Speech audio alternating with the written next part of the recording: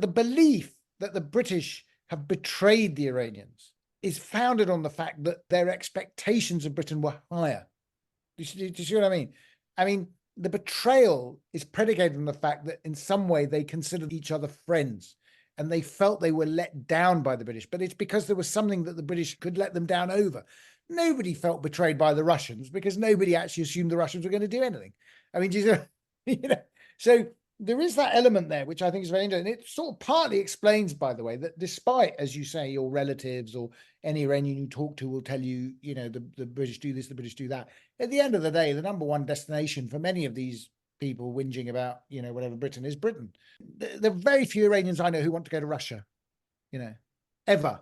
I mean, not just now. I mean, ever. Nobody wants to go to Russia.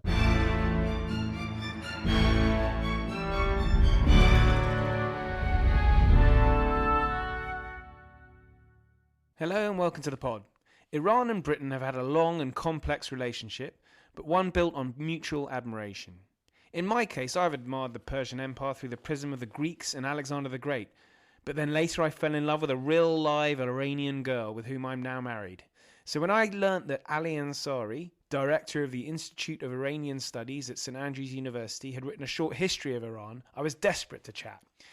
And our discussion very much focuses on the relationship between the two countries, from the constitutional revolution of 1906 up to the coup of 1953. Anyway, please do get in touch. There are links and my email is in the show notes, history@aspectsofhistory.com. So do contact me with any comments. Please share with friends and family. There's plenty more great history to come. In the meantime, I'll hand you over to Ali Ansari and myself on Iran and Britain.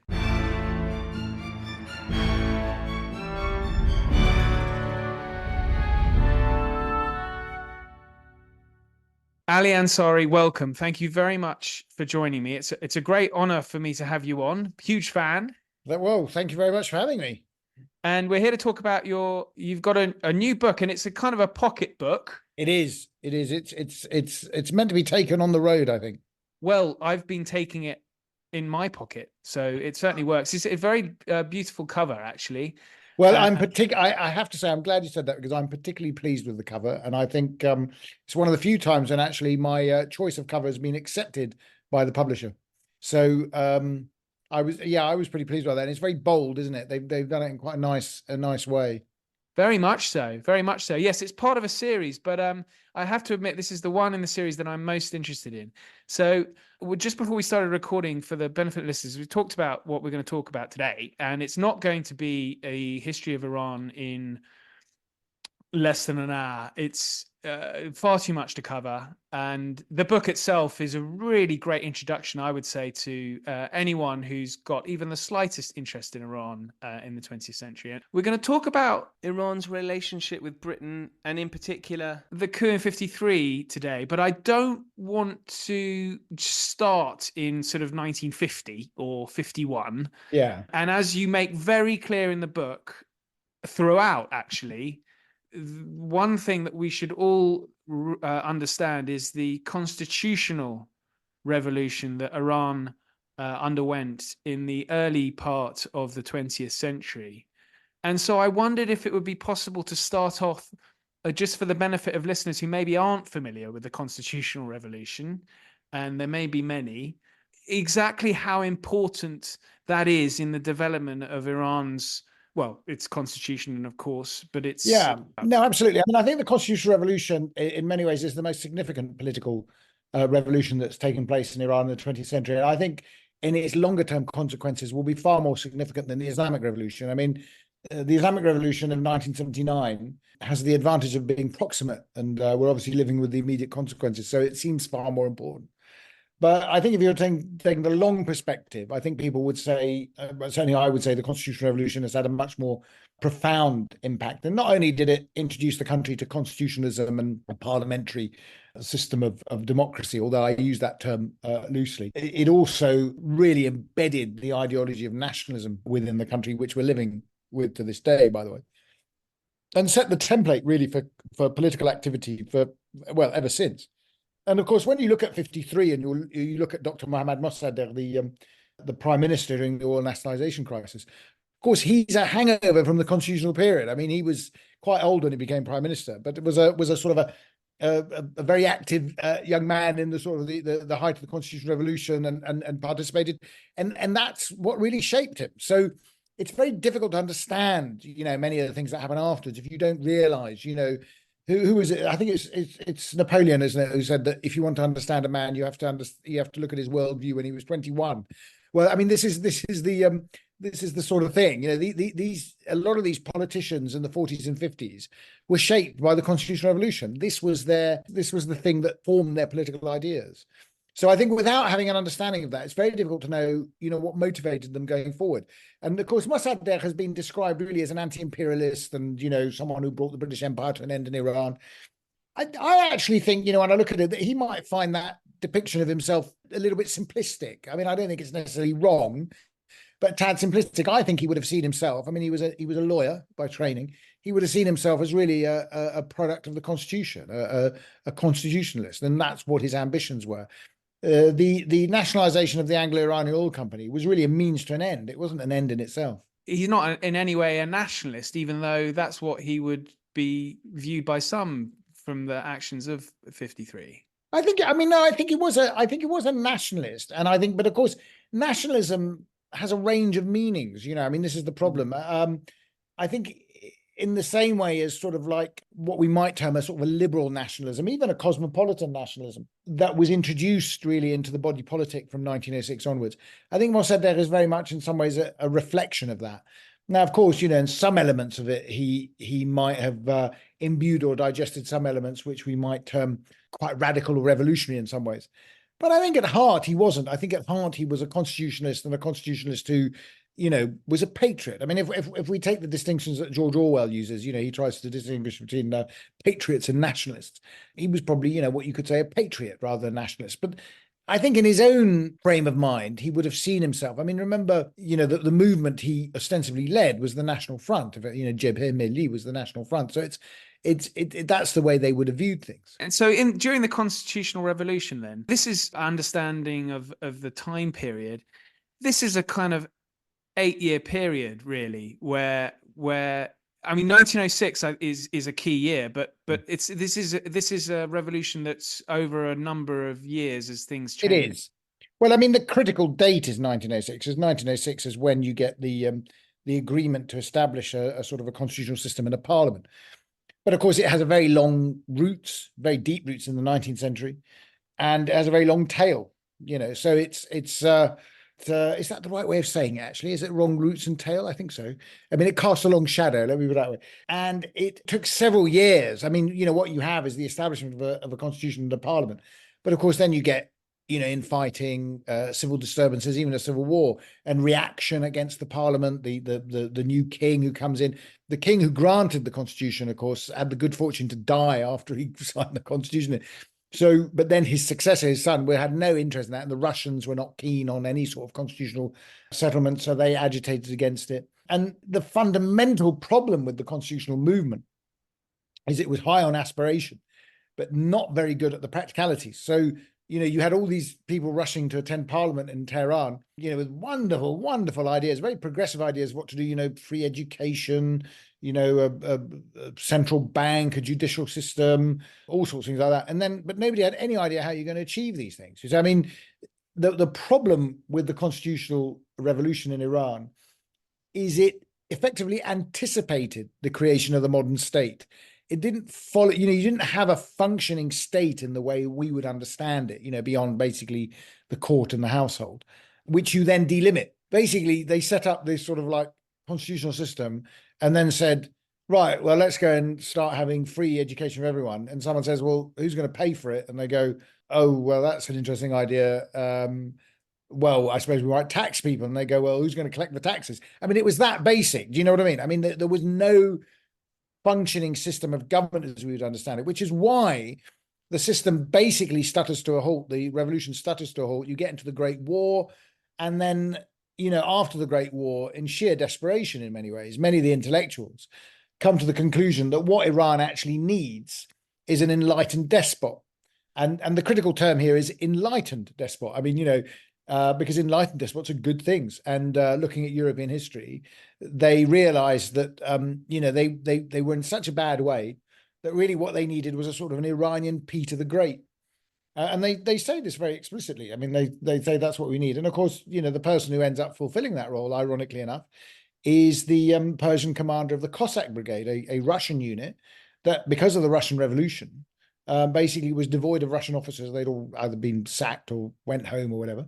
And therefore, the more junior officers took over, you see. So, and then he comes in and is the sort of the armed wing of a coup in 1921, Reza Khan this is, and he ultimately establishes the Pahlavi dynasty in 1925. The ideas behind the constitutional revolution, which obviously continue strongly throughout the century, there is another reason why they're perhaps not as filtered down, is that it's based in Tehran. How much do we see in sort of Isfahan and other cities around Iran? Well, it's a very interesting question, because basically the two focal points of the constitutional revolution are Tehran and Tabriz. And Tabriz is important because it's at the northwest corner of Iran. It's the most in touch, effectively, in terms of connections with the Ottoman Empire and the Russian Empire. So it has international connections. But then as the revolution proceeds, you do get sort of developments in Mashhad, Isfahan, Shiraz, and other places where it becomes quite active. But certainly in terms of the politically active class, Tehran and Tabriz are the two main centers. And what you have to remember as well, I think, is that the politically active class in Iran is very small in this period, by the way. I mean, we're not talking, it's not like people talk about a mass movement. I mean, you've got to qualify that. Now, this has led a number of historians unsympathetic to the movement to dismiss it as, sort of an elite fantasy. But, actually, when you're looking at political change in any country, we always need a vanguard. You need a group that are going to drive it forward. And in Iran, this is the group. Now, the problem is they were so far ahead, of everyone else that basically when they actually won, and got there, they realized that, blimey, we have no hinterland here to draw on. And this again is the problem, which is why at the end of the Great War, you see a number of intellectuals saying that what we really need is someone to come and build the state. Then we can think about, parliamentary democracy afterwards. But it's in terms of a functioning state, this is what is effectively built and put into place between 1924 and 36 or 37. Reading the book and trying to understand the elements that make up Iranian society is interesting to me, because it's so key. And, you read about it today with protests, but I was keen to understand what those elements are. So I know the bazaar is very important, market holders and people who are connected to that industry, the countryside dwellers and towns and in the countryside. What other parts constitute the sort of the Iranian society and how they view the constitutional revolution? So, I mean, you can, I basically say that really, Iranian society can be divided between the rulers and those who are ruled. Okay, I mean, the idea that you have different classes and stuff in terms of a hierarchy of classes, it doesn't really work, because there's no real middle class in that sense. But among those who are, how should we say, I mean, to coin a phrase, owners of the means of production, if you want to put it that way, sort of, you have elements of the clergy, certainly the senior clergy, these Shia ulama, the mullahs and so on. You have the Bazaris, and these can range again from those who are very wealthy Bazaris, those who are the traders, the merchants, and those who are lesser so. Then you have landowners, and you can add to that, I suppose, intellectuals as well, those who are, a very small group of very active intellectuals and revolutionaries. Now, of course, one of the problems in this sort of classification is we tend to make these categories sort of into neat and tidy categories, And of course, that just doesn't work. Not only do you see a lot of sort of bleeding into each category, I mean, some mullahs would be involved in trade, and then there'd be landowners who are intellectuals, and some intellectuals would be obviously come from the clerical class, I mean, all a very broad range. Not only is there a lot of bleeding into each group, but the other thing is also the groups themselves are quite divided. I mean, there's this view that, these are sort of homogenous groups that all gather together and mount a challenge to the king. The fact is, actually, even under the clergy, within the clergy, there was quite severe divisions among them. I mean, there was a very famous cleric, Fazlullah Nuri, who was eventually hanged in 1909, who opposed the constitutional revolution vehemently. I mean, he sort of claimed that, this was un-Islamic, and, you can't have any restrictions on the monarch. But there were also a great number of very senior clerics who were very supportive of the constitutional revolution. I mean, this is the interesting thing. And one of the problems we have is we actually haven't done enough work on the sort of things they were doing, where they justified constitutionalism on Islamic grounds. You know, the Bazaris and to some extent the landowners had their own grievances. They didn't always necessarily understand what was meant by a parliament, what was meant by, you know, constitutionalism. But nonetheless, you know, they coalesced around this this mission, this goal. And you know, the fascinating thing that is when the Parliament first sat in 1906, and again, it was a telltale sign of things to come that the Parliament was heavily weighted in favour of deputies from Tehran, which didn't play very well, of course, you see, because you know, essentially you got all these deputies in Tehran taking up their seats while everyone else was still busy travelling from around the countryside, and then, you know, starting the process without waiting for it. They said, "Oh, cool, right, let's get on with it," which was you know, not a great way to start, I have to say. But what's fascinating is that one of the leading lights of the constitutional movement, a gentleman who's very influential in the creation of a modern Iranian identity, I have to say, a gentleman by the name of Muhammad Ali Furughi. And Furughi and his father had been pivotal in the establishment of the first school of political science, law and political science in Iran in 1899. He was very, very well read in Western philosophy. And he actually developed his handbook. I mean, it's a glorious thing, a handbook of what a deputy, what are the responsibilities of a parliamentary deputy? You know, what is your function? What do you do? And it lists beautifully, and it goes through the French system, the British system, the notes of right, the idea of rights, what you do when you vote for legislation, you know, the very, very basic, it's almost like a handbook of, you know, what you do. And it's in many ways, it's very emblematic of the dynamic, if somewhat, I don't want to say naive, but, you know, people were learning on the move, you know, learning on the hoof. And while there were a number of people who really understood what was going on, there were a lot of people who were really, you know, picking things up as they went along. Do you know what I mean? It wasn't like you had a ready waiting. It's not like the French Revolution, for instance, or anything like that. I mean, it's not like you had a ready, you know, a core of people who were all well versed in Voltaire and Rousseau and whatever and ready to get going. Quite a few of them had to read up pretty quickly on what this whole business was about. Yeah, there's no guiding hand. I mean, I don't want that to sound in any way condescending, but there's no kind of guiding hand, like the monarch can't provide a guiding hand in this. No, not at all. I mean, it's very against the monarch, of course. So, but for me, the Constitutional Revolution is a good example, I have to say, an excellent example, even if you will, of the power of ideas. Because these ideas had been gestating and swirling around in the Iranian body politic. I mean, the literate Iranian body politic, a very limited group, but really for decades. And it'd been discussed and debated and, you know, regurgitated and so on and so forth. It was simply a question of really building up the momentum towards, you know, this opportunity, this challenge of a constitutional settlement in 1906. And, you know, I think the intellectuals played a pivotal role in being able to disseminate those ideas and getting them out there. And a very effective one. I mean, I think they were very effective. And the effectiveness of this is really, as I said, expressed by the fact that even though in an immediate sense it wasn't a success, I mean, it was far from a success, the fact is that the ideas around it have just stuck and people keep aspiring to it. So no regime in Iran from 1906 to the current now, you know, in the 1st of March, we're about to have the next parliamentary elections in Iran. Now, nobody's going to vote in these elections. I mean, because, you know, basically every government has sought to manipulate or, you know, rig it and this, that, and the other. And so they've never really it's never really functioned as it should. The Islamic Republic now is rigging it on a massive scale to the point that actually nobody's interested anymore. But nobody has dared abolish it. I mean, this is the thing. Do you see what I mean? Yeah, so Khomeini didn't come in and go, right, we're tearing all this up, they all think it's an absolutely essential and pivotal. Now, they renamed it after the revolution, of course. It was the National Consultative Assembly, and then it became the Islamic Consultative Assembly. But to all intents and purposes, it was the same thing. So we moved from the Qajar dynasty then, as you've mentioned, the Pahlavis take over under Reza Shah. And then I was interested in, you know, there's always been a foreign involvement, particularly Russia and Britain in Iran, and then increasingly America, particularly after the war, the Second World War. And this is where, you know, we get towards 53.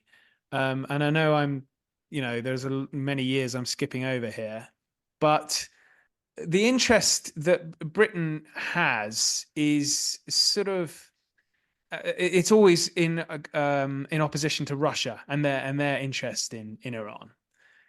Is there a point where, because I speak to a lot of Iranians. I'm married. My wife, parents are both Iranian. She's born here, but both my father-in-law lives in Isfahan.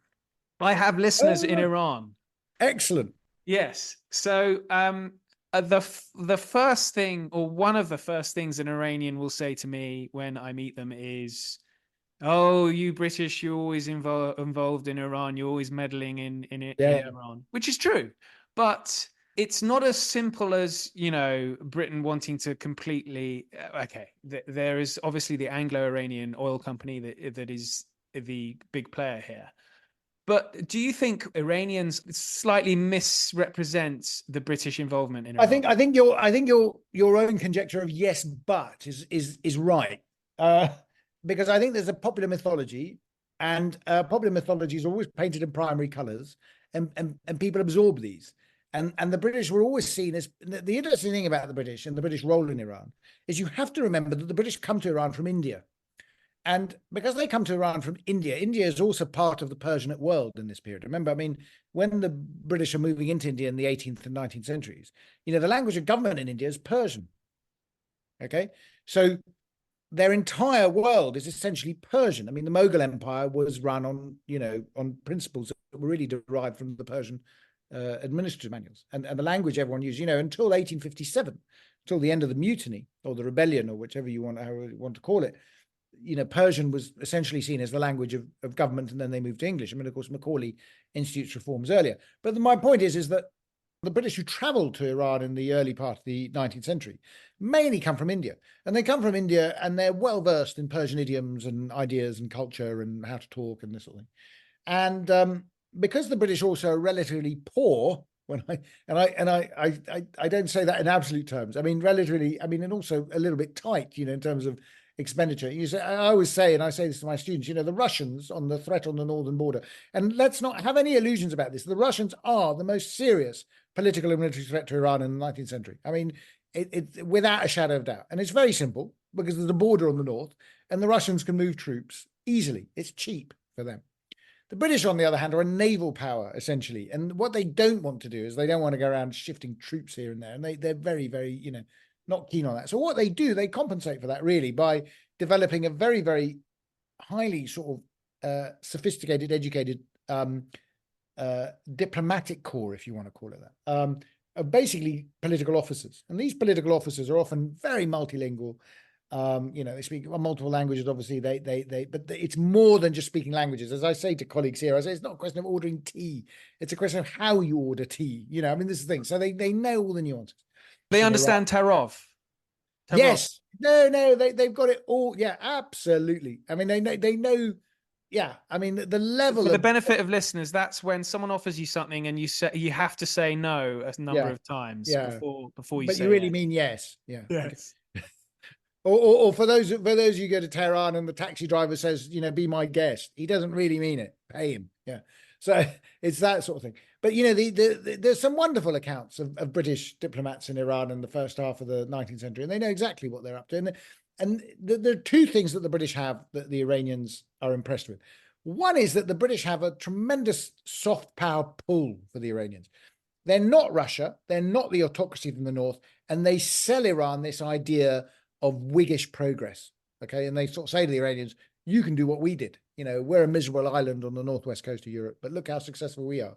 And we've done it because we've got education, rule of law, this sort of thing. So they do that. And that's very attractive to Iranians. I mean, Iranians like that. And naturally, because, what the British are saying is your problems are political. Your problems are not to do with your social makeup. It's not because you're Iranians. It's because your political system is wrong, which is fine. People go. But the other thing is that they are very good, because they have to use political officers and diplomacy and a little bit of wiliness, whatever. They sort of outdo the Persians, the Iranians, in terms of playing the political game. And the Iranians actually find that quite impressive. I mean, this thing that they think is rather good, I mean, and they sort of buy into it. They find it quite attractive. So in a curious sort of way, when the Iranians say, the English are behind everything. There's a sort of sneaking admiration for it, I have to say. It's not actually all a condemnation. I mean, some of it is, obviously. And there is, and I should be very clear on this, there's a deep, deep disappointment with Britain in the sense that they feel she never lives up to her ideals. So the British come in and they say, we're in favor of constitutional government, we're in favor of the rule of law, we want this, we want that. But then, revolutionaries, even in the constitutional revolution, say when push comes to shove, you never back us. You're always actually siding up with the Russians, I mean, as they did in the First World War and the Second World War, you see. So that's the point. And so there is that element. But my point about the relationship, which is quite interesting, is precisely this, and I've said this in relation to America as well. I said the belief that the British have betrayed the Iranians is founded on the fact that, their expectations of Britain were higher. Do you see what I mean? I mean, the betrayal is predicated on the fact that in some way they considered them each other friends and they felt they were let down by the British, but it's because there was something that the British could let them down over. Nobody felt betrayed by the Russians because nobody actually assumed the Russians were going to do anything. I mean, so there is that element there, which I think is very interesting. It sort of partly explains, by the way, that despite, as you say, your relatives or any Iranian you talk to will tell you, the British do this, the British do that. At the end of the day, the number one destination for many of these people whinging about, whatever Britain is Britain. And they want to come to America and they want to come to Britain and they want to go to university and they want to have them, their medical treatment here and this, that, and the other. So, like I say to people, there are very few Iranians I know who want to go to Russia. Ever. I mean, not just now. I mean, ever. Nobody wants to go to Russia. Nobody wants to go to China, but they all want to come to the West. So why is that? Well, it betrays an underlying admiration, I think, a sort of a mutual, almost a reluctant respect. But there is one there. And it reflects the fact that I think when you look at it, the British could connect to the Iranians in a way that other people couldn't, because they were coming from within one part of the Persianate world. Yeah, I think, and I guess successive British governments are letting down Iran because of short-term political requirements. Well, I mean, there's the classic case of the Constitutional Revolution, which I think is the biggest blunder in British foreign policy as far as Iran is concerned. There are many to choose from, as you know, but as far as Iran is concerned, you have a Constitutional Revolution. The British ambassador in Tehran by the end of 1906, 1907 is a gentleman, very interesting chap called Cecil Spring Rice. And for your listeners, just to let you know, Cecil Spring Rice is the author of the hymn, I Vow to Thee, My Country. In his spare time, he writes quite good hymns, And Cecil Spring Rice actually says to Edward Grey, who's the Foreign Secretary, the Liberal Foreign Secretary, rather, Edward Grey is preoccupied with the defense of the motherland against the rising power of Germany. I mean, quite understandable, okay? But almost before the Constitutional Revolution has got going, Edward Brown is fixated on the fact of getting some sort of alliance set up in Europe to prevent, the German threat or to contain the German threat. And he's persuaded really by the French, to sign up to a secret agreement that they will support the French in any attack. But of course, the French are allied with the Russians. So the French are very keen to ensure that this settlement includes some sort of rapprochement with the Russians. Now, the Russians are completely antithetical to the Constitutional Revolution in Iran. They hate it. They want to crush it. And yet in 1907, Grey, because of his preoccupation with Europe, signs the Anglo-Russian Convention with Russia, in which all of Britain's border disputes in Asia are settled with Russia. And there's an agreement that Iran will be divided into spheres of influence. And I emphasize these are spheres of influence. It's not territorial partition, but nonetheless spheres of influence in which Russia has as her sphere of influence the whole of northern Iran. I mean, it's probably one of the worst, I have to say, agreements. And interestingly enough, Curzon, among all, who's the conservative, is railing against. I mean, he's completely, it's a lunatic idea. What on earth are you giving the Russians, freedom to roam in northern Iran? Because basically that's where all the revolutionary activity is going on. The British, meanwhile, save for themselves, this sort of southeast corner of Baluchistan, ostensibly as a border, a buffer zone with British India. Although I have to say, the government in Delhi thinks this is madness. I mean, what are you doing? I mean, and Cecil Spring writes to Grey, and he says, we will be seen as having betrayed our Persian friends. And of course, Edward Brown, who was the very prominent Persianist at Cambridge at the time, gets one of the revolutionaries, a gentleman by the name of Taghizadeh, to come to England to play on English public opinion, and say, look, you've got to help us. And Taghizadeh and another colleague writes a very, very powerful polemic, I have to say, very, very interesting, called An Appeal to England. And he says in this document, he outlines all the stuff about Russia. And he emphasized in 3 separate places, in like a 4-page or 5-page appeal, he says, in a very special sense, the constitutional revolution is the spiritual child of Great Britain. And you guys need to step, basically, this is you need to step up and support us. And he makes the wonderful point. He says, we're not asking you to intervene in Iran. We're asking you to stop the Russians intervening in Iran. And I think it's a wonderful way of putting it, you see. And I mean, you can see this again when you look at, activities today, Syria or, Ukraine and others. I mean, basically, the question is when does non-interference and non-intervention become a form of intervention? Because if the British were not willing to intervene, the Russians had no such qualms and, just went for it. And basically, the constitutionalists were very, very bitter that Britain had turned its back, particularly because the British had played such a pivotal role in the success of the revolution in the first place. Well, depressingly, I suppose, this behavior continues, but in the wake of the Second World War and the Labour government, which, of course, is itself committed to nationalism, and it's very interesting reading the quote in the book about nationalisation, I should say. So, nationalisation, yes. Yeah. Yes, I should have. Yeah. Although they were quite nationalistic. I mean, far more nationalistic than current Labour governments, I think. But yeah. And reading Bevan talking about, nationalising industry, we can hardly complain or object to Iran wanting to do the same. And what is remarkable about that thing, it's very interesting. I found that in a so the Foreign Office, the Crown Office, published for the first time. It was released in 2017, actually, but it's the official history of the as late as that. Wow. Yeah.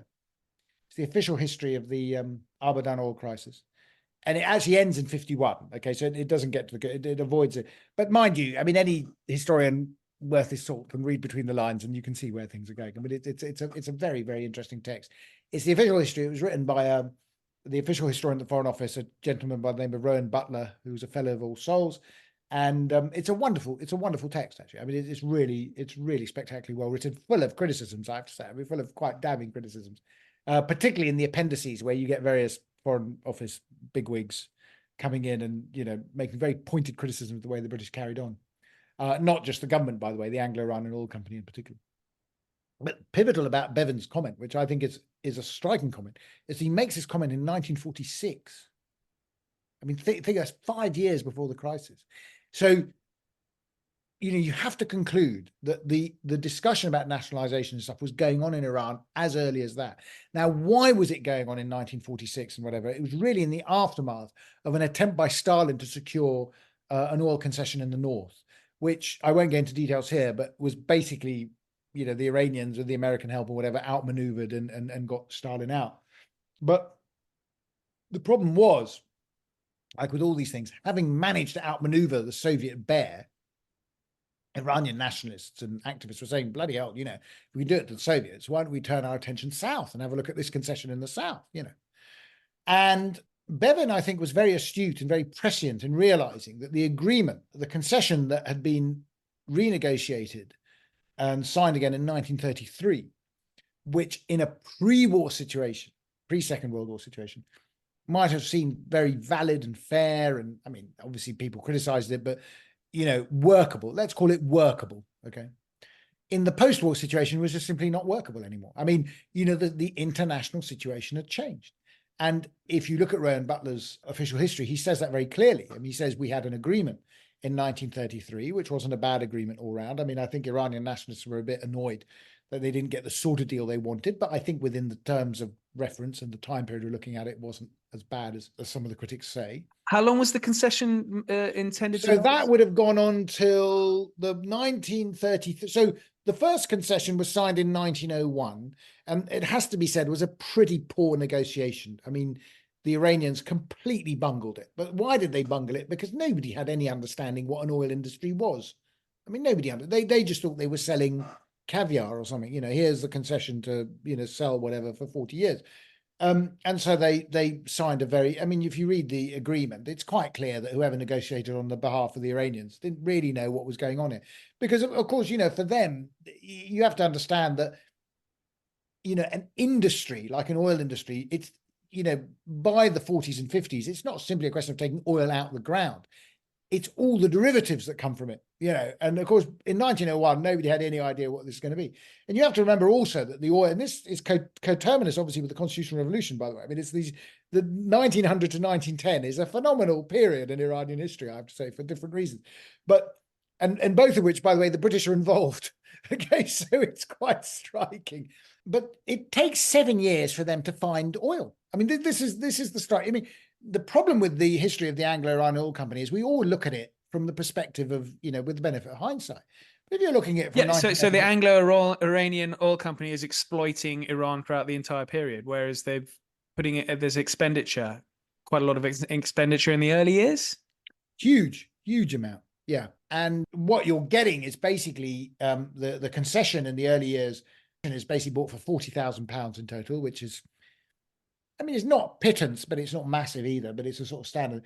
But then it takes them, but I think Knox Darcy, the Australian-British entrepreneur, spends another, I can't remember now, so about, I think, £250,000 trying to find oil.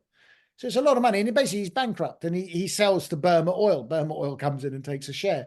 And so basically when they finally strike oil in 1908, it's Burma Oil that's, running the show. But, then it takes several years for really the industry to grow.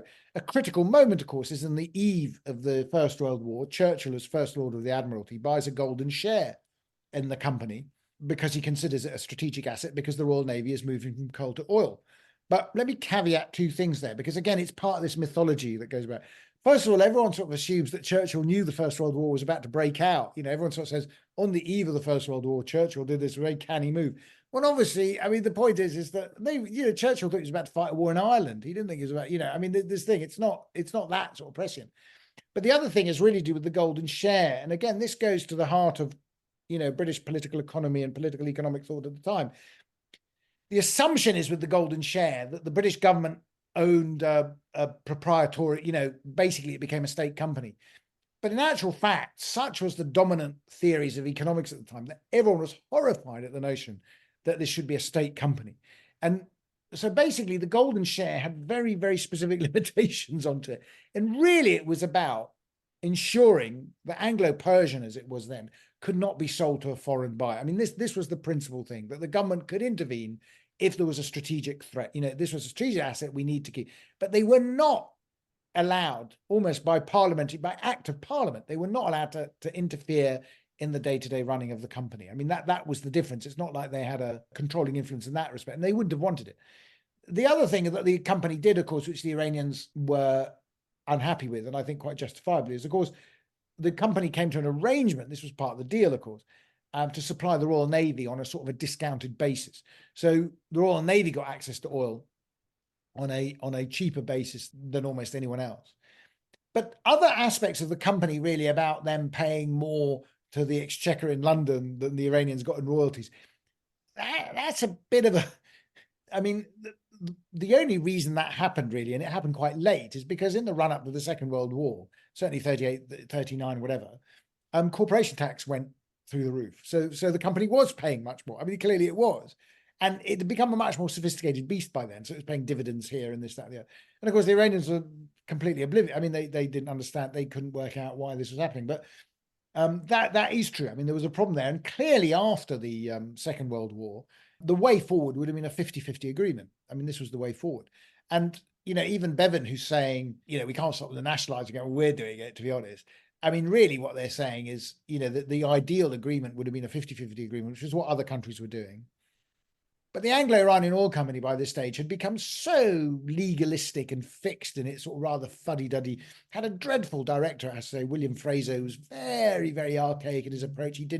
He wasn't, what's fascinating about it, and I'm not sure if I put this in the book, but I may have done, is that when Fraser was appointed in 1941, I believe, the Foreign Office objected to his appointment. I mean, they said, why are you appointing someone who has no background in Iran at all? I mean, what they were basically saying is, we've appointed a technocrat to a job that's basically a political job, and this is going to lead to disaster. But if they've appointed him, I mean, one would assume, therefore, there's some kind of influence at the very least over. No, I mean, the Foreign Office objected to it, but they couldn't stop his appointment. I mean, he was appointed by the board of directors. They also then said that he should at least surround himself by experts on Iran, and he didn't. Which he didn't, right. So you find a very fractious relationship between the Foreign Office and the board of Anglo-Iran. But this is a standard motif with Britain and her companies throughout the 19th and 20th century. What happens is they get very frustrated with these companies. It's the same with the British Imperial Bank of Persia, by the way, but that ends in a much less fancy, much less rambunctious way. They have a very fractious relationship, and then it all hits the fan, and the government basically feels it has to back the company. Do you know what I mean? I mean, oh well, now we've hit a crisis. We better come to their assistance. Bevin's comment was very important in the sense that it points out that they knew that this was not going to work. And so, in the build-up to the coup, so we're about 1950. I was very interested. We didn't get to, and I don't want to talk too long about General Ali Razmara. Yeah, well, he's an interesting figure, though. Yes, and why is that? So I think Razmara is interesting. He's just for the benefit of listeners. He's the prime minister prior to Mossadegh. Well, right, and there was one after him as well. But so what happens is Razmara is the chief of the general staff. He's from a very traditional background. He helps in the reabsorption of Azerbaijan after the Azerbaijan crisis of 1946. He's then brought in as prime minister, and he resigns his commission. He sits as a civilian. I mean, he's very interesting in this respect. He has, in my view, some very interesting ideas about government in Iran, and he argues quite strongly for things like devolution and a certain amount of decentralization of power. He thinks power is far too centralized, that the regions need a little bit more autonomy. And I think it's an idea just generally that hasn't been discussed enough in Iran. I mean, anyway, Razmara basically is the guy who manages, through, I don't know, gritted teeth, he sort of gets William Fraser to concede to a 50-50 agreement. And I think the 50-50 agreement is basically the result of pressure, not only from, Iranian negotiators, but also, I suspect, the HMG and others said, look, for goodness sake, Anyway, the company, after much, much pushing and whatever, finally relents.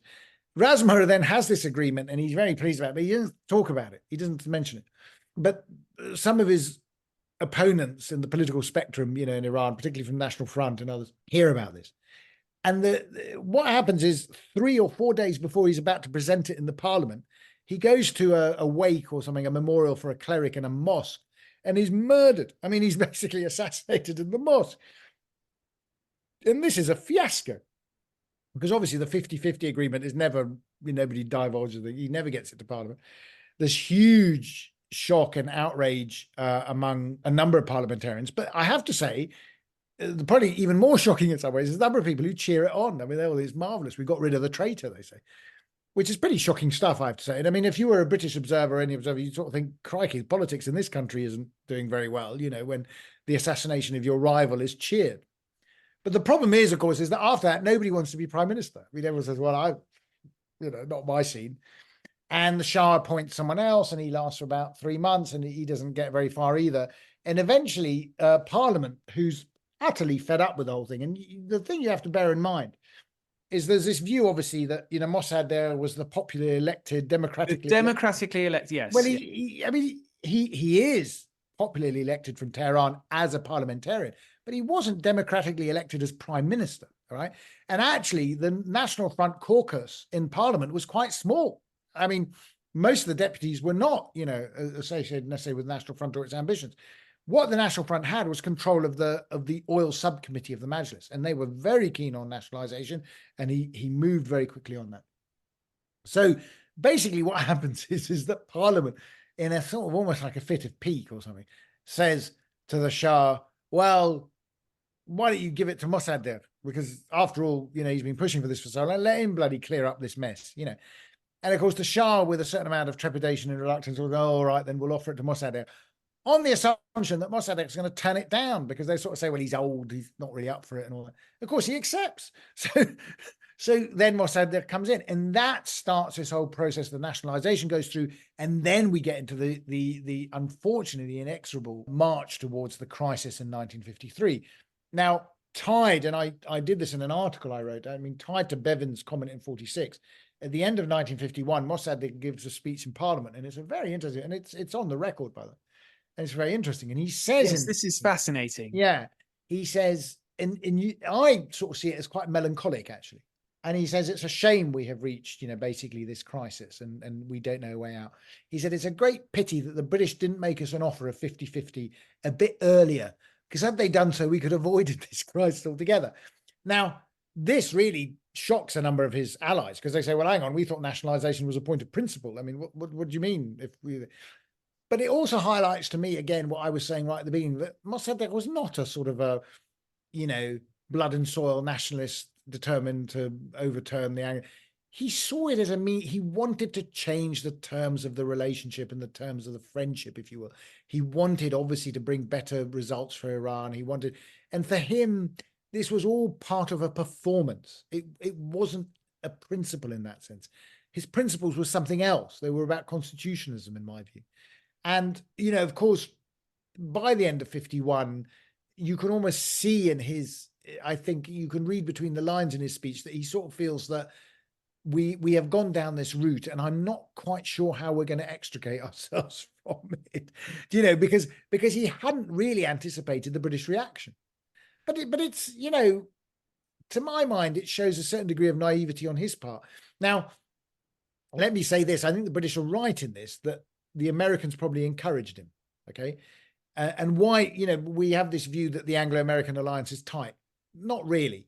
The Americans had their own interests, and they were quite keen to realize them. And you see, the importance of Anglo-Iranian oil and the Abadan oil refinery was it allowed Britain to buy oil in pounds sterling. They didn't have to buy dollars to buy the oil. Do you see what I mean? Now, post-war Britain, this was absolutely vital. Yeah. And of course, what the Americans wanted was to end that sort of like exception to the rule, where oil was basically purchased in dollars and everyone had to buy dollars. It was a sort of the petrodollar, if you will. And, that when you look at the end, the coup, which basically, by the way, although it was planned and drawn up in many ways by the British, and incidentally, it was a contingency planning under the Attlee government. It wasn't a conservative government thing. But obviously implemented. Eden was the man who oversaw it for the conservative government. But effectively, it was operationalized by the Americans. I mean, it was the Americans in 53 who basically put it into action.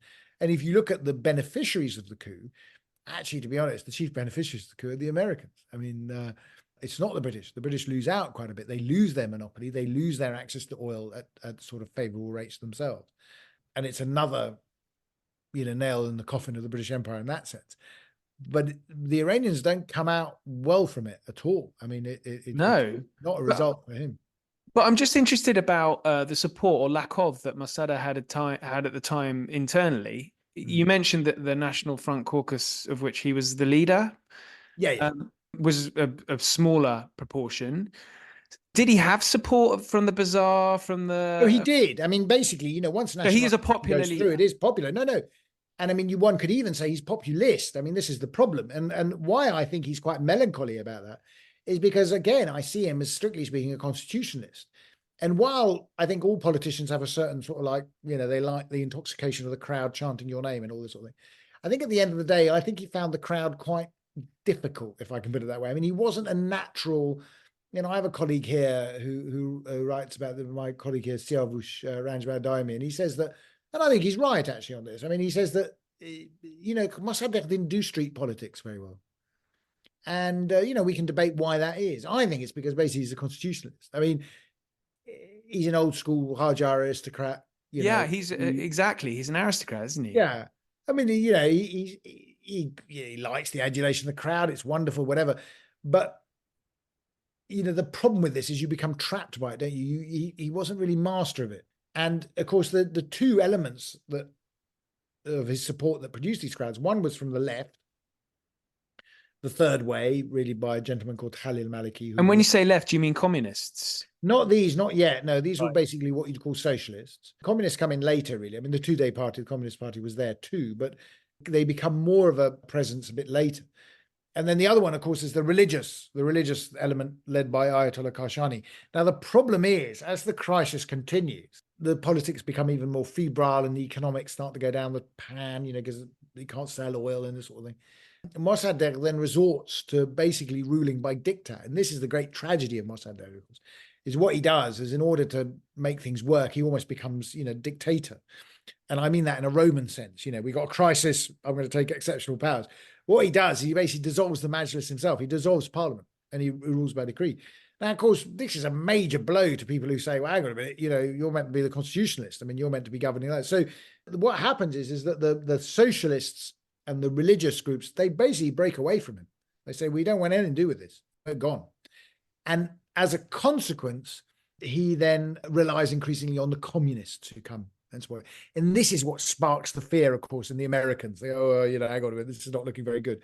And of course, because his reliance is on the two-day party and the communists, Mossadegh then clearly has to tailor some of his language and whatever to sort of like, and the real fear, and people say, oh, well, this is vastly exaggerated, but it's not really when you think about the Korean War that's going on or the McCarthyite, paranoia that's going on in Washington, but the Cold War element was this idea that the Soviets. Yeah, the problem was not so much that Mossadegh was a communist.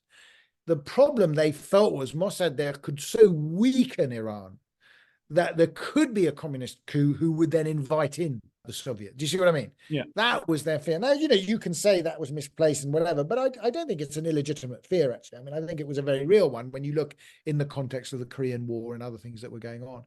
And this is what undermined him. I mean, I think Mossadegh is a very tragic figure in this respect. I mean, a very tragic figure that he effectively undermines himself. And because ultimately he's not a street fighter in that sense and never pretended to be a street fighter, when it came to that crucial moment in the coup in August 1953, he basically bungled it. I mean, effectively, but what were you to do? I mean, the danger would have been that you might have had some very serious civil strife, because while I see, I think there are three elements to the coup. There's the Anglo-Americans, there's the Mossadegh himself in terms of how he operates and doesn't. But then, of course, there are the Iranians. I mean, this is the thing. I mean, the Iranians always like to say there's nothing to do with us, But in a very simple way, I say, yes, the Americans bribed people, but there were people in Iran who accepted the bribe. I mean, you've got to look at it in a slightly more complex. And I think in some ways also people were very anxious about where Mossadegh was leading the country and rallied around the institution of the monarchy. I mean, that's basically what they did. But my emphasis there is it's the institution of the monarchy. It's not the monarch.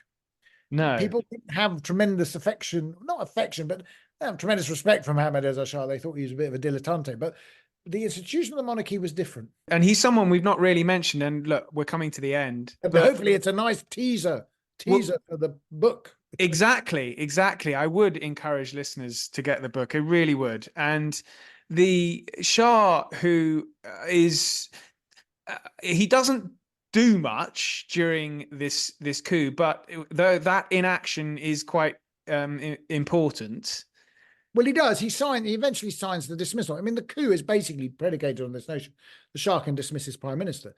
But he went on holiday, didn't he? And then he returned. Yes. No, he signed the decree. I mean, under great pressure, it has to be said. Right. I mean, his sister pressurized him, didn't she? That's right. His sister and also his wife, I think. Be a man. So he signs this. And then, of course, there's an attempt at the coup. It appears to have failed because Mossadegh dismisses the nonsense. And the Shah, in a sort of like panic, sort of gets on a plane and buggers off. Now, interestingly, the Shah departing in some ways creates the space for a second go. Because on the one hand, there are people who are panicking and saying, oh my God, the monarchy's about to collapse. We need to save it. But also the American agents on the ground, Kermit Roosevelt in particular, then decide to take matters into their own hands and have another go at the coup. And obviously it succeeds, within a week and the Shah's back. Well, just before we finish this then, I know the Shah doesn't come out of the book too well. But he reigns for in total 37 odd years. Yeah, I mean, yeah. that's quite a long And time. rules for a good deal of it, to be honest. Right. I mean, I think the Shah, I don't think he comes out badly out of the book. I mean, I think there were tremendous achievements of the late Pahlavi period, but the fundamental flaw of Mohammad Reza Shah's reign is he failed to match the economic reforms he put in with political reforms. And because the political framework isn't there, when the economy grew at exponential rates in the 70s, largely because of oil income was increasing, there was no political straitjacket is too strong a term, but sort of a rule of law framework, if you will, to contain some of this, to regulate this. So what you get with massive injections of liquidity in the Iranian economy in the 1970s is inflation and corruption. I mean, that's basically, it just runs riot, and the system breaks down because it's wholly dependent on him. So, this is the problem. The Shah should have, at the height of his powers, really in the early 70s, moved in a very emphatic way towards a democratic settlement for the country, and he didn't, which is again another tragedy. Well, this has been fantastic. Thank you. And so for listeners, particularly listeners in Iran, can email me with their angry thoughts or their strong agreement. And I've put that in the show notes. Ali, this has been really wonderful. Thank you very much. And best of luck with the book. Thank you very much. Wonderful to speak to you. Thank you for listening. Please do get in touch. Links are in the show notes, especially to any Iranians listening. I'm desperate to hear from you guys. But until then, thank you and good night.